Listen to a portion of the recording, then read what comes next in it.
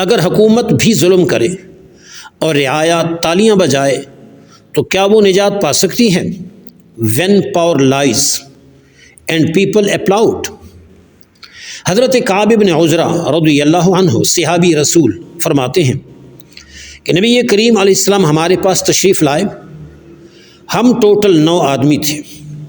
آپ نے ارشاد فرمایا انہو ستکون بعدی امراء، میرے بعد حکمران آئیں گے، من صدقہم بکذبہم، جس شخص نے ان حکمرانوں کے جھوٹ کی تصدیق کی، وَأَعَانَهُمْ عَلَى ظُلْمِهِمْ، اور ان کے ظلم پہ ان کی معاونت اور مدد کی، فَلَيْسَ مِنِّي وَلَسْتُ مِنْهُ، نہ وہ شخص مجھ سے ہے نہ میں اس سے ہوں، یعنی میرا ان سے کوئی تعلق نہیں ہے۔ اللہ کے نبی ایسے بدبخت لوگوں سے قطع تعلق اور لا تعلقی کا اعلان کر رہے ہیں۔ جب ایک امتی سے نبی کا تعلق ہی کٹ جائے تو پھر اس امتی کے امتی ہونے کا فائدہ کیا ہے؟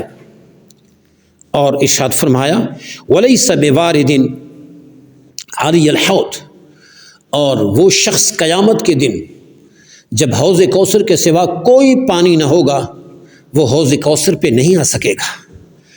جب حوض کوثر پہ آ بھی نہیں سکے گا تو پانی کہاں سے ملے گا؟ اس کڑے اور سخت دن میں اس آدمی کا حال کیا ہوگا؟ نبی کریم علیہ الصلاۃ والسلام نے مزید ارشاد فرمایا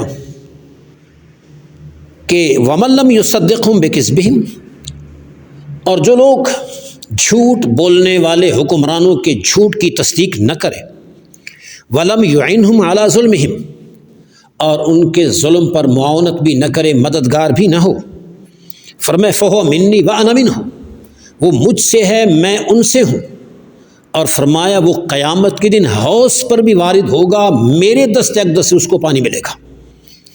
خود سوچئے کہ نجات کا راستہ یہی ہے کہ جھوٹ کو جھوٹ کہا جائے، ظلم سے دل میں نفرت رکھی جائے اور بندہ حق کے ساتھ کھڑا رہے۔ ہم کس صف میں کھڑے ہیں دیکھنا چاہیے۔ ان کے ساتھ ہیں جن کے لیے نبی اکرم صلی اللہ علیہ وسلم نے فرمایا فَلَيْسَ مِنِّي، یا ان خوش نصیبوں میں جن کے لیے فرمایا فَهُوَ مِنِّي وَأَنَا مِنْهُ۔ مقام غور ہے، اگر یہ پیغام ہم اپنے دل و دماغ میں بسا نہ لیں اور معاشرے میں یہ پیغام عام نہ کریں تو کل قیامت کے دن اللہ کریم جل شانہ اس حوالے سے باز پرس فرمائے گا۔